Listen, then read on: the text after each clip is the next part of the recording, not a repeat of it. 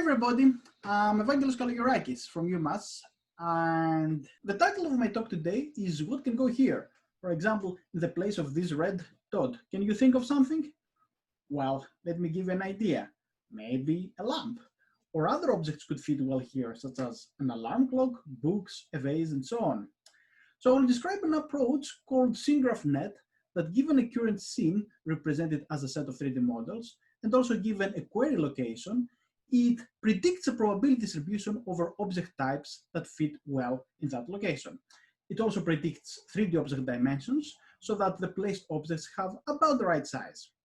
Now, these object types with their sizes can be processed as ranked recommendations to 3D modelers for interactive scene completion. Alternatively, our method can also run in a more automatic mode. Given an incomplete scene, like this bathroom scene that you see here, our method can start populating it with more and more objects to generate a more complete scene. Why would one want to use such method? Well, there are increasingly popular augmented reality applications visualizing virtual objects in indoor environments. Our algorithm can provide useful recommendations of objects to users or populate rooms with 3D furniture. There have been various learning-based methods for interactive or automatic scene completion.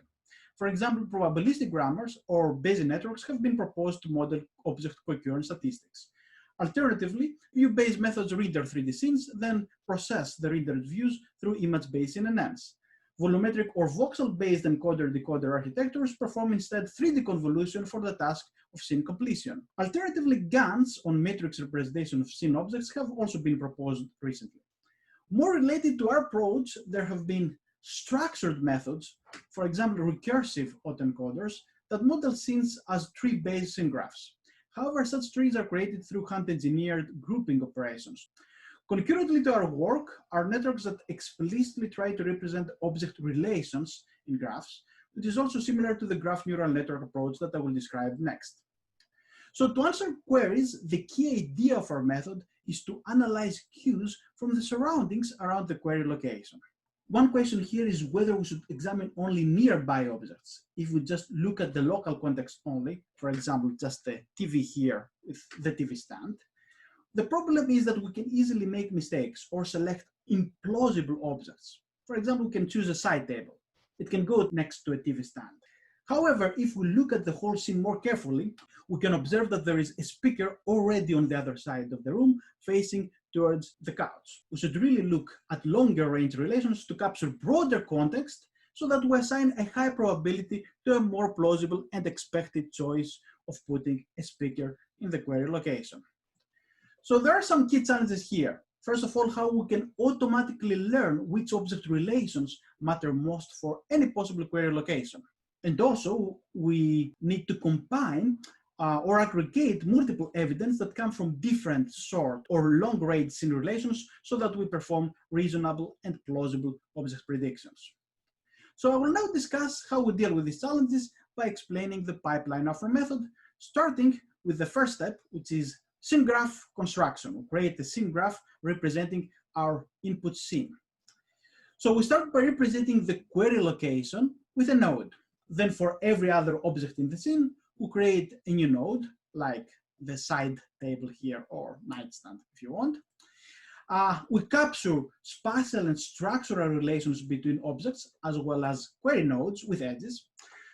For example, here the query is on top of this nightstand, of this side table. Therefore, we'll create a directed edge of type on top of. Well, there are other objects in the scene, like the bed. The bed can affect decisions. For example, the decision to put a night lamp that matches better with a bedroom depends on the existence of this bed. So we have to also connect this bed node to other objects in the scene. For example, the bed is adjacent or nearby to the side table. Therefore, we'll create an undirected edge that represents this next to relation. We have other objects like the other side table next to the bed. So we'll create a corresponding node for the side table, and we have also a next to edge connecting it to the bed. Now we keep adding nodes and edges representing different objects and relations like the desk and the laptop on top of it. So we have additional nodes and edges. We can also have multiple types of edges connecting objects. For example, here the side tables are placed symmetrically around the bed. So they are surrounding, in other words, the bed. So create an edge that represents the surrounding edge relationship between each side table and the bed. In this manner, when we have other queries, for example, given a new query location here, the surrounding edges will increase the probability of adding another lamp to the scene so that a more symmetric configuration is promoted. Now we can have other queries in the scene, for example, a query location on top of the desk. And we found that creating actually a denser graph with more undirected edges capturing co-occurrence of objects in the same room helps improving performance. For example, with the help of these edges, we can predict more plausible object types that can match well that location, for example, shelves, wall, lamp, picture, and so on. To summarize the type of edges we use for our scene graph, we have directed edges like on top of, and we also have the opposite edges, the opposite directed edges representing objects under other objects. On the graph on the right, I just saw a subset of all possible edges to avoid clutter. We also have here the opposite edge that represents the fact that the table is under the lamp. Also note that these relations are extracted by examining bounding box configurations of different objects with simple rules to find out if an object is on top of another object. This is easy to do this with simple checks. We have directed edges representing surrounded by and surrounding relations. And we also have undirected edges that represent adjacency, or in other words, next to relations. Finally, we have dense edges that capturing co-occurrency of objects in the same room, making our graph denser. However, as I'm going to explain next, we can prune edges on the graph before we execute our graph neural network operations so that they can be performed more efficiently. So let me explain the next step, which is the main ingredient for our method, neural message passing. This enables information flow in the graph to capture relevant context for answering scene queries. To perform message passing in the graph structure is obviously not enough. We have to enrich the nodes with representation that encodes information about both the shape as well as the relevant scene context. So let's see how we can build these node representations. So we first create some raw node features. We specifically use the location of the object, the 3D location in the scene, X, Y, Z, the size, one hot vector that represents the object category, in this case, the object category of the lamp. And also we can use shape features. For example, we can use scene and ends operating on view-based or volumetric representations of the shape. And we concatenate all these different features to create an initial raw feature representation for the object in our node. These features are processed through an MLP that outputs an initial node representation for the object, the lamp in this case. We'll do this obviously for all objects in the scene, including the side table, for example, here. Now, the crucial part of our method is that we want to communicate these initial object representations to other objects. For example, given that we have an edge capturing the fact that the lamp is on top of this side table, we want to send a message from the nightstand to the lamp, informing it about its existence. So a message is created by feeding the edge type, for example, the on top of here, and also the direction. We also feed the node representations, in this case, the lamp and the side table, to specialize the MLP that will output a message to be sent from the table to the lamp. And similarly for the opposite edge direction, there is a message computed from the lamp to the table from this MLP module.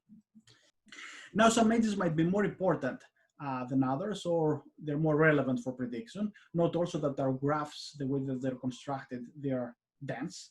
So we have to devise some kind of way to assign a weight to indicate the importance of each edge, which can also be used for pruning it before we execute any graph neural network operations, before we execute neural message passing. So this is done through an MLP module that takes as input the raw node representations for the lamp here and for the side table. Okay, so this is done once before we run any message passing. Takes as input these representations and computes a scalar weight between 0 and 1, indicating the importance of the edge between these two objects. So if the weight is very low, then we can also prune this edge so that neural message passing can be performed more efficiently. Apart from the side table, there could be many other objects in the scene sending messages. We process these messages with gated recurrent units. So we have a first message processed by the first GRU and weighted by edge weight from the table to the lamp. There could be other objects sending messages. For example, the bed here sends also a message to the lamp, processed with another gated recurrent unit, and also have the desk sending also a message. So this sequence of messages are processed through these GRUs, and they're ordered according to the Euclidean distance of these objects to the receiving object, to the lamp here. So this sequence of messages is ordered. The last gated recurrent unit outputs a representation aggregating all the messages reflecting the scene context around the lamp. The aggregate message and the initial node representation for the lamp are processed through an MLP that is responsible for outputting a new representation for the lamp that essentially now captures not only its shape, but also its immediate context after this single round of message passing from its immediate neighbors. And this is done for all objects in the scene. In this manner, all objects now accumulate information from their immediate neighbors in the scene graph. Now, this process continues. Messages will flow in the graph. The side table representation is also updated based on its own immediate neighbors, based on its own context. So it will have a new representation, and the lamp also have a new representation computed, as I mentioned before. These representations will be processed again from the MLP through the MLP that computes messages. So there will be a new message that encompasses a broader context around the lamp. This will happen for all messages that arrive at the lab, again from the table, the bed, the desk, or other objects you may have in the scene. The aggregated representation from all the messages will be processed together with the node representation from the previous iteration of a message passing through an MLP that computes the new representation for the lamp. And as I said, this will be done for all objects in our scene graph. So the node representation in the query node, after executing all the message passing iterations, we have the final representation that is decoded towards the probabilities of object categories. And similarly, we have another MLP that, given its object category and the final node representation, it produces the object size to add in the scene. Now, instead of relying on given query locations, our method can perform iterative synthesis more automatically. So we have an incomplete scene on the left. And what we can do here is that we can evaluate our output distribution over a dense grid of query locations, for example, on top of the floor of the room. We can compute these probabilities. They're visualized here. High probability corresponds to yellow color. Low probability corresponds to blue-purple color. And what we can do simply is that we can pick the location and the object category that maximizes the output probability of our graph neural network. So then, based on the most likely selected object and size, we can retrieve a 3D model from a database that matches the predicted size, and we can place it in the scene to augment it. And we can do this iteratively. We can put more and more objects in the scene until the user decides to stop. Another way to utilize our method, another application, is 3D object recognition. One approach to recognize 3D objects is to process them individually through standard 3D shape processing architectures operating on some kind of representation, for example, view-based or volumetric representation of the object. However, as shown on the left, such approaches are not perfect. They're susceptible to mistakes. They look at the objects independently from the rest of the scene. So if the shape alone is ambiguous, if there are objects whose shapes are similar across different categories, you can assign a wrong category. By examining the scene context around the object in the scene, for example, the fact that this object here is placed in front of the couch, we can recognize it more accurately. We can take the output probability distribution from SceneGraphNet. We can multiply it with the output probability distribution. Here we use a multi-view CNN that tries to classify the object tape based on the shape individually. By multiplying these two probability distributions, we can predict the right category, which is Ottoman, for this shape. Now, our whole network, all MLPs, the gated recurrent units, are trained end-to-end from a large dataset of indoor scenes, namely the SANCG dataset, that contains tens of thousands of synthetic scenes representing rooms. We remove objects randomly from the scenes, then we train our graph network to maximize the accuracy of prediction for the missing objects through cross-entropy loss for object types and delta loss for sizes. Let me now show some characteristic results. Here is an example of a bedroom that you see on the left and the query location here. Our method predicts a TV as the most likely choice, as you see on the right, and also on the bottom right here, you can see the output probability distribution. Pixar is another likely choice. The rest of the objects have small or negligible probability. In contrast, let's see what grains do. This recursive autoencoder operating on a tree graph representation of the scene. As you see, it tends to produce implausible suggestions, including doors. And let's see the output from the deep priors method that encodes the scene through an image-based CNN operating on a top-down view. It recommends adding a second switch on the wall. There's already a switch here, so this is kind of implausible choice. We can evaluate numerically the performance of these different methods. Given a test scene, we randomly remove one object. Given a query location in place of that object, we compute the most likely object category for each method and compare it with the ground truth category, the category of the removed object. So we measure the classification accuracy for grains, for the deep priors method, and SceneGraphNet. And as it can be seen, our method produces the best classification accuracy. It represents an accuracy of 16.4% improvement.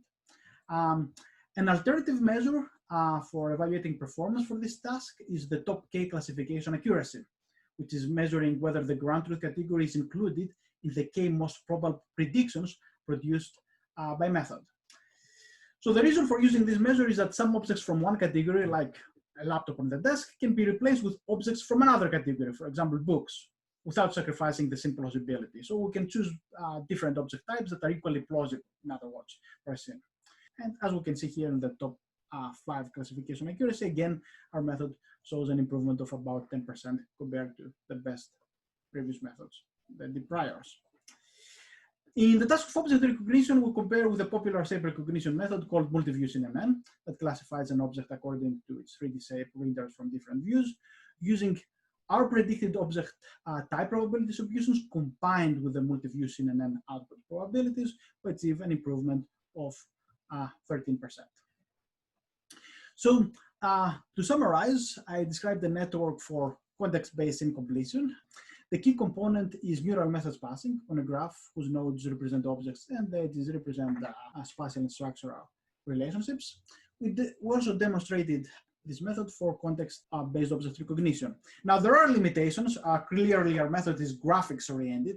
The input scenes are synthetic, and the 3D models are labeled. So it's interesting to apply these models to parse scenes that are coming from real-world data. Our graph edges are created from simple heuristics, like determining whether a box is on top of another relies on a bounded box check. And it's also currently limited to predict only object categories and sizes. Our method does not generate geometry or style. So I would like to insist a bit more on style and transfer of geometric details. Style coherence is important not only for graphics, but also for human living spaces. They're often populated with shapes that usually are in similar style.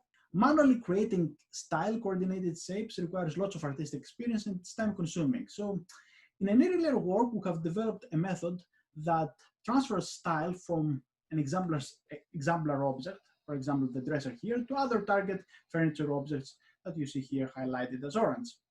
It similarly transfers the style of the love seat, as you see here, to the sofa and the armchair, and the style of the sugar pot to the rest of the coffee set. So the main challenge of this problem is to separate shape style from function.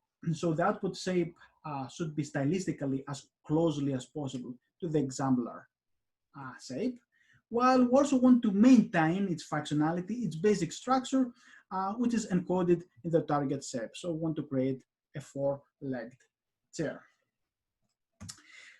So our algorithm is motivated by observations about human perception of style that have been done in the art history literature. You can see the paper for more details. So these observations indicate that same style objects frequently have similarly shaped elements, such as parts, like the legs that are highlighted in green color here.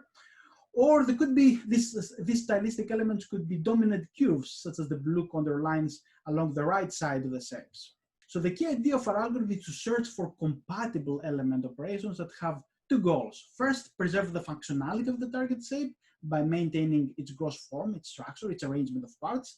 And second, increase the style similarity to the exemplar shape. So we designed the following framework to implement these ideas. Given an exemplar shape with a desired style, such as the blue table here, and the target shape, encoding the desired function, such as the green chair here, our first step is to extract geometric elements. This is done through segmentation and contour extraction. Then transfer the elements, either parts or curves, from the exemplar shape to the target shape by searching for part substitution, addition, removal, or curve-based deformation. The key idea of this search is to prohibit solutions that violate target functionality and progressively find solutions that increase style similarity to the exemplar. The result of this procedure is a set of candidate solutions, such as the output chair that you see on the right. As I mentioned before, the first step of our framework is hierarchical segmentation. This is done on the mesh representation of the objects. We segment input shapes into approximately convex patches at multiple scales, as shown from this table, and we compute also ridges, valleys, and occluding contours that serve as candidate curve elements that you see on the right. The second step of our framework is to transfer elements and now describe the compatible element level operations that we use. Our first type of element level operations is element substitution, such as the substitution of the legs from one shape to the other. The second type of operations is element addition or removal. For example, here we add the decorative part of this table, shown in green, to the chair. The third type of element level operations is curve-based deformation. For example, this operation makes the geometry of the seat back match the table feature curves better. To create functional objects, element operations cannot be performed in an arbitrary manner. Arbitrary element edits can easily break the functionality of the output shape. For example, transferring the style of the exemplar table to the target chair without any constraints yield a dysfunctional chair. Instead, we need to find compatible editing operations that preserve the target functionality. So we use an optimization procedure that searches for compatible element level operations. This is a discrete search over our discrete set of operations that strictly maintain target functionality while progressively increasing style similarity to the exemplar. So here we visualize the search tree where each branch corresponds to one operation and each node represents an intermediate result. At each iteration, we use one of the element level operations to bring the candidate shape closer and closer to the exemplar in terms of the shape style similarity, while prohibiting operations which lead to functionally implausible shapes. The iterations continue until no more style improvements can be performed on any shapes without breaking the functionality. And our algorithm provides the user with both the best result and also a ranked list of alternatives ranked according to the style similarity to the exemplar. So to execute this search, we need two measures.